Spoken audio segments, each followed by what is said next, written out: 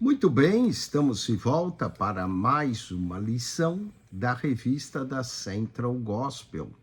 Nesse trimestre, estamos aprendendo sobre o cativeiro babilônico e hoje, na lição de número 9, iremos falar de Ciro, o rei persa que acabou sendo responsável pela queda da Babilônia. Finalmente, a Babilônia cai. Texto bíblico básico se encontra em Isaías 44, verso 24, verso 26 e o 28, e depois Isaías 45, verso 1 e 2, verso 4 e verso 13. Vamos então a esse texto bíblico básico. Isaías 44, verso 24. Assim diz o Senhor, teu Redentor, e que te formou desde o ventre. Eu sou o Senhor, que faço todas as coisas, que estendo os céus e espraio a terra por mim mesmo. Verso 26. Sou eu quem confirma a palavra de seu servo e cumpre o conselho dos seus mensageiros.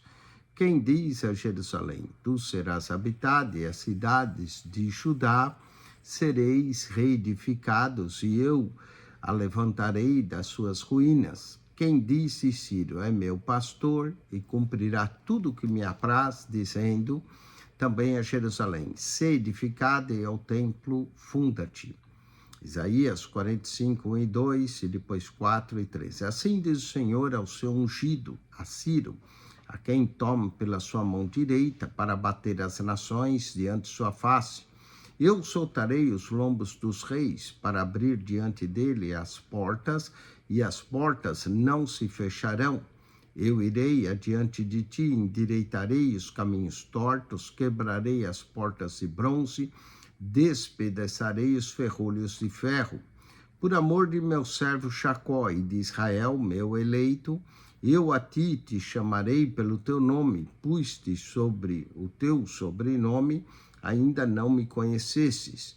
Eu o despertei em justiça, e todos os seus caminhos endireitarei, e ele edificará a minha cidade, soltará os meus cativos, não por preço nem por presentes, diz o Senhor dos Exércitos.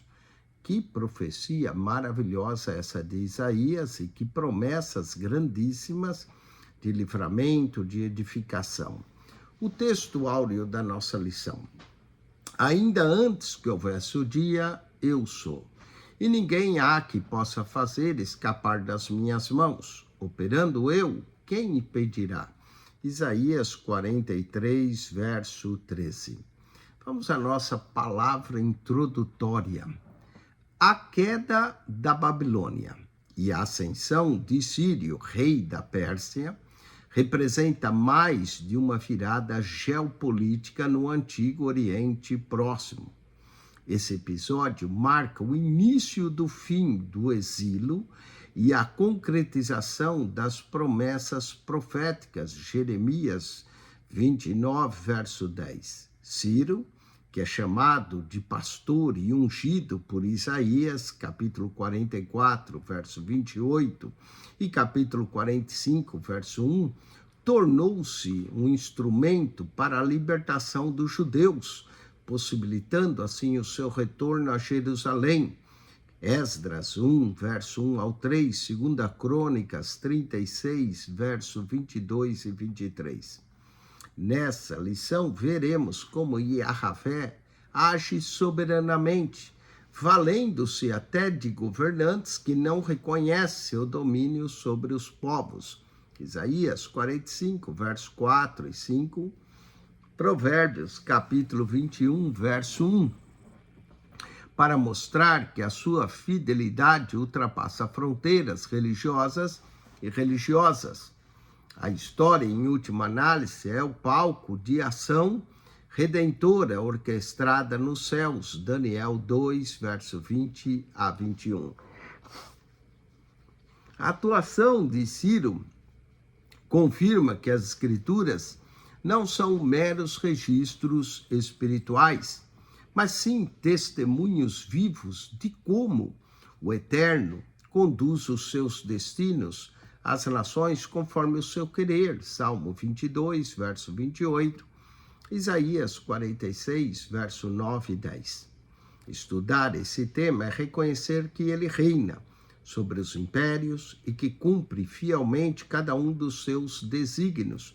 Josué 23, 14, 2 Coríntios 1, 9.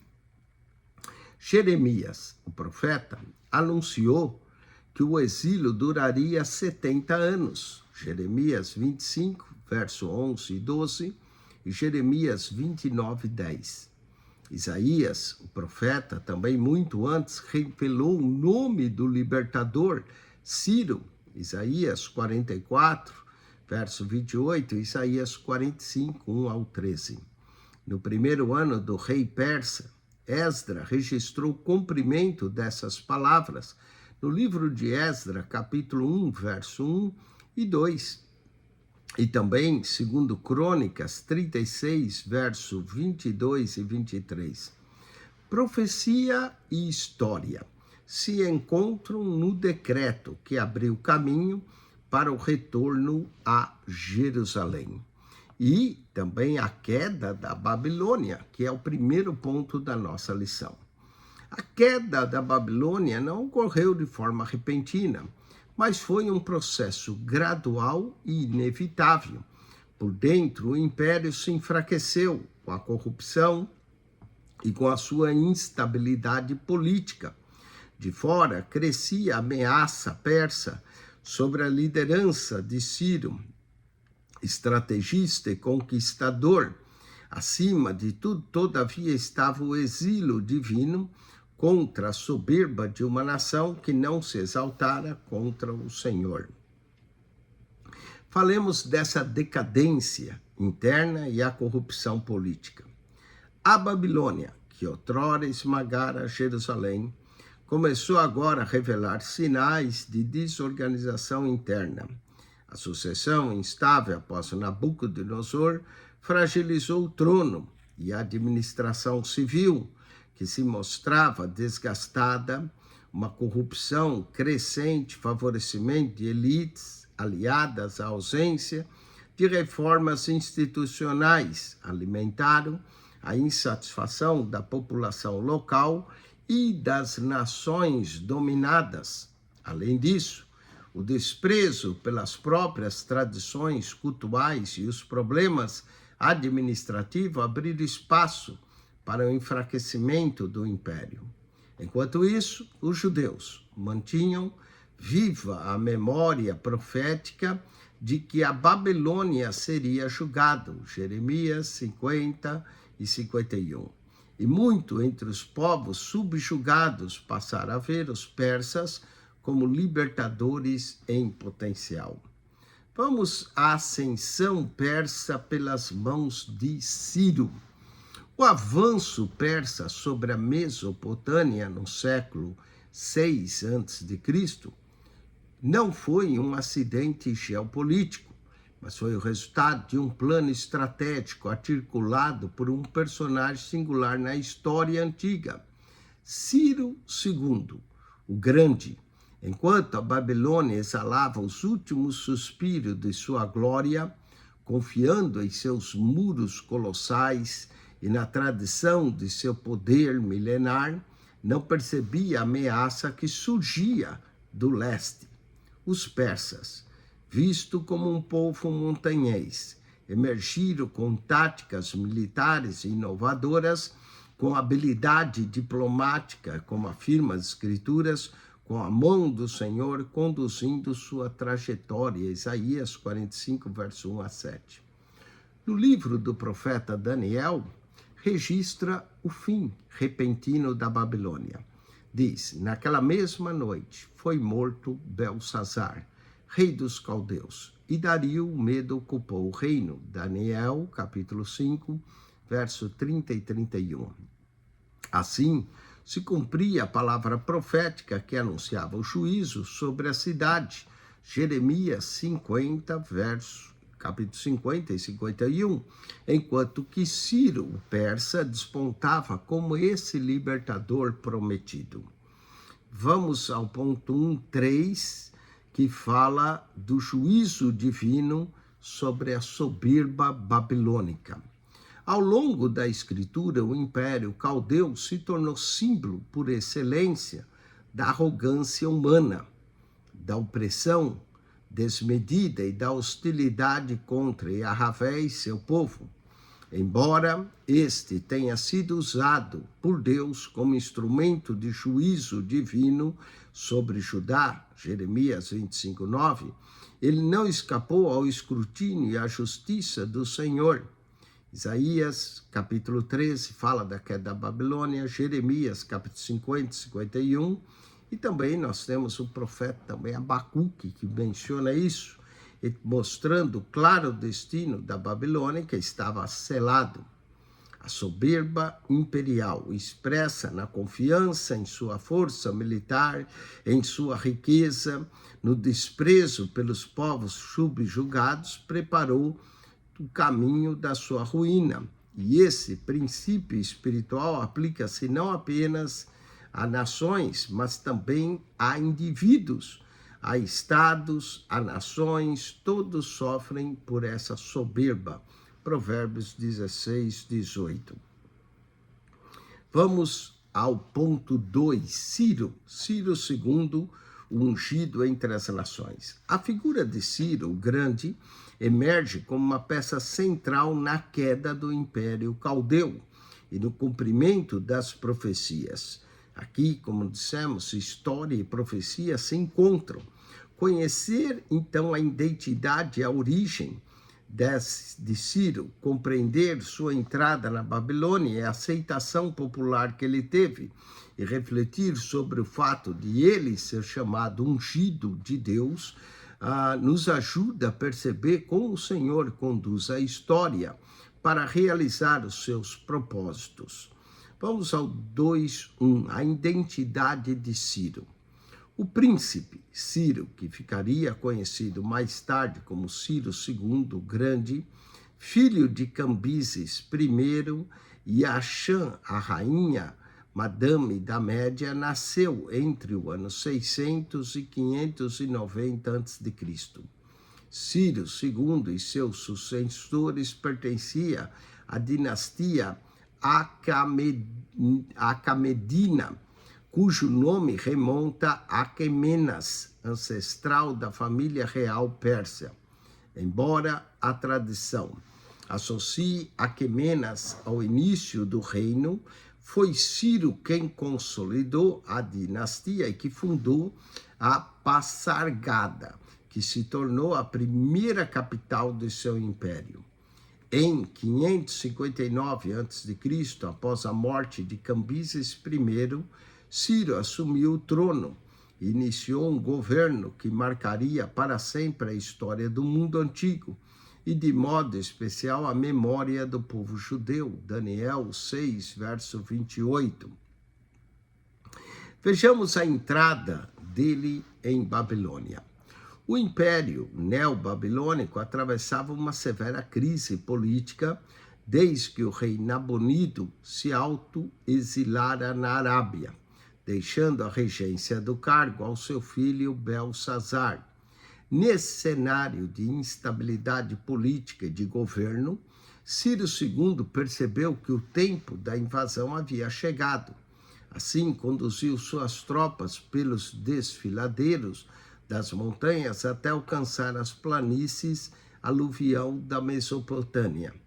Dentro da cidade, crescia o pânico, conforme Isaías 41, verso 1 ao 7, Isaías 46, 1, e as desavenças internas. Em 12 de outubro de 539 a.C., os portões da Babilônia se abriram e o exército persa entrou sem resistência em uma procissão solene acompanhada pelo príncipe Cambises, então, nessa época, ainda com 20 anos, filho de Ciro. Com isso, chegava o fim do Império Caldeu, cumprindo-se assim a palavra do Senhor, conforme o profeta Isaías, no capítulo 13, versículo 17 a 19. O servo ungido de Deus, Ciro. Em Isaías 45:1, Ciro, rei da Pérsia, é chamado de ungido, em hebraico, Messiah, termo reservado tipicamente aos monarcas israelitas. 1 Samuel 16:13, Salmo 2:2 e, em última instância, ao Messias Jesus Cristo. Num contexto em que apenas reis davídicos ou sacerdotes judaicos eram vistos como legítimos ungidos, aplicar esse título a Ciro, um governante estrangeiro, e alheio a Yahvé e ao povo do concerto, representou aqui uma ampliação radical da teologia do senhorio divino sobre a história e sobre outras nações. Como explicar isso? A resposta está na soberania universal de Deus, que é o tema central de Isaías, capítulo 40 ao 55. O Altíssimo não estava apenas limitado a Israel em suas ações. Depende da validação humana, ele age onde quer, como quer e com quem quer, inclusive por intermédio de reis agora estrangeiros. Isaías 43, verso 13. Vamos ao retorno a Jerusalém. O edito de Ciro marcou uma virada decisiva na história do povo eleito, povo escolhido. O decreto do imperador persa abriu o caminho para o retorno a Jerusalém de uma promessa profética. A restauração que se seguiu tornou-se como selo da fidelidade divina, apontando agora para um novo recomeço de Israel, quanto à esperança última da consumação de todas as coisas. Vamos ao edito de Ciro. Segundo o relato bíblico, no livro de Esdras, capítulo 1, verso 1 a 4, lemos: no primeiro ano de Ciro, rei da Pérsia, o Senhor despertou o seu espírito para que proclamassem todas as suas províncias. O Senhor, Deus dos céus, me deu todos os reinos da terra e ele me encarregou de lhe edificar uma casa em Jerusalém. Esdras 1, verso 2. Esta declaração extraordinária, por vir de um imperador pagão, reconhece a soberania de Yahvé, não apenas como uma divindade local, mas como Deus dos céus, um título que ultrapassa aqui fronteiras nacionais e se aproxima de uma linguagem política e religiosa persa da época. Os caminhos do Senhor, eles são insondáveis, invisíveis aos olhos, impensáveis à razão, mas são reais na história. Creiamos, ele surpreende seu povo com recomeços que ninguém ousaria imaginar, como está escrito: as coisas que o olho não viu e o ouvido não ouviu e não subiram ao coração do homem são as que Deus preparou para os que o amam. Vamos à política e à promessa. O retorno a Judá não foi apenas mais um episódio de relocação populacional, mas o cumprimento de uma promessa divina, anunciada séculos antes por arautos como Isaías e Jeremias. Isaías 44, 28, Isaías 45, verso 13, Jeremias 29, 10. É justamente a convergência entre a política imperial e as profecias bíblicas que torna o caso israelita singular aqui. Enquanto outras nações exiladas receberam também autorização para reconstruir seus santuários e retornar também às suas práticas religiosas, os judeus experimentaram um cumprimento literal de um oráculo escatológico, o templo em Jerusalém, símbolo da aliança e da presença do Eterno, voltaria agora a ser erguido. Esdras capítulo 1, verso 3. Esse evento não foi apenas uma concessão cultural, mas o reinício de uma trajetória do povo da aliança, preparando também o caminho para a vinda do Messias, o Cristo, uma demonstração inequívoca de que o Altíssimo continua a governar, soberano sobre todos os povos e sobre todos os acontecimentos da história universal. Deus controla a história. Vamos à fidelidade divina. A restauração aqui não foi apenas territorial ou arquitetônica, mas também foi uma restauração espiritual, moral e comunitária. Esse movimento carrega aqui uma dupla dimensão. Primeiro, cumpria-se a palavra antiga. E segundo, inaugurava uma nova etapa na história israelita, o desencadeamento de eventos escatológicos. A reconstrução do templo sob Zorobabel, Esdras 3, 8 a 13, o retorno dos sacerdócios e do sacerdócio e a retomada da adoração que revela Yahvé não havia rejeitado seu povo, mas operava discretamente para restabelecê-los no tempo oportuno. Ageu 2, 4 a 9, Zacarias 1, verso 16, 17. Numa perspectiva mais ampla, esse episódio tornara-se agora um modelo escatológico de uma expectativa messiânica. O mesmo Deus que reergueu Israel após o exílio é aquele que promete restaurar todas as coisas no fim dos tempos. Romanos 15, verso 4, Apocalipse 21, verso 5, eis que faço nova todas as coisas. Aqui mostra a fidelidade do Senhor no passado, é a garantia e esperança para o futuro. Onde a promessa é cumprida, sempre há um motivo para um recomeço, recomeçar. Conclusão.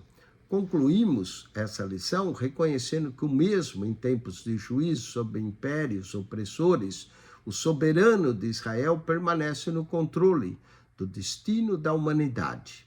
A ascendência de Ciro, a queda da Babilônia, não foram apenas acasos políticos, mas sim parte de um agir redentor de Yahvé em favor do seu povo. Ao chamar Ciro de o meu ungido, Isaías 45:1, Deus demonstra que pode usar até mesmo reis pagãos para cumprir os seus propósitos. O início do fim do cativeiro transformou-se num início de um novo recomeço de confiança. Esta verdade deve inspirar a igreja a acreditar na promessa divina, mesmo quando tudo parece perdido. O Senhor continua conduzindo os rumos da história para a libertação de seus filhos. Vamos a uma atividade para fixação.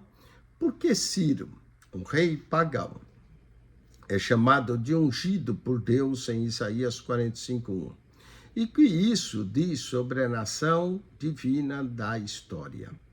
E a resposta aqui é: Ciro é chamado de ungido porque foi ele escolhido pelo Senhor para cumprir um propósito específico: libertar Israel do cativeiro, possibilitar a reconstrução do templo em Jerusalém, mostra que ele é soberano e pode usar até governantes estrangeiros para realizar os seus planos na história e fazer a sua palavra se cumprir. Bom, espero que você tenha gostado dessa aula. Semana que vem nós vamos continuar falando do cativeiro babilônico. Iremos abordar na lição 10 Daniel e a oração de Daniel e os preparativos para o retorno do povo de Deus. Bom, espero que você, se não assinou o nosso canal, subscreva. PR Eugênio Piacentini, o canal da Bíblia. PR Eugênio Piacentini. Entre no nosso canal, clique naquela foto redonda, vai lhe aparecer um menu. Ali no menu você vai encontrar o playlist, e no playlist, ao clicar, vai lhe aparecer 330 pastas. 330 pastas que estão ali com mais de 9.400 vídeos para enriquecer o seu conhecimento. Nós temos aulas da escola dominical, de 5 escolas dominicais, aulas do curso Teologia da Idade e tanto mais material para você. PR Eugênio Piacentini, o canal da Bíblia. Subscreva e entre ali, divulgue esse canal, fale para amigos, familiares, vizinhos, pessoas que gostam de estudar a Bíblia. PR Eugênio Piacentini, o canal da Bíblia.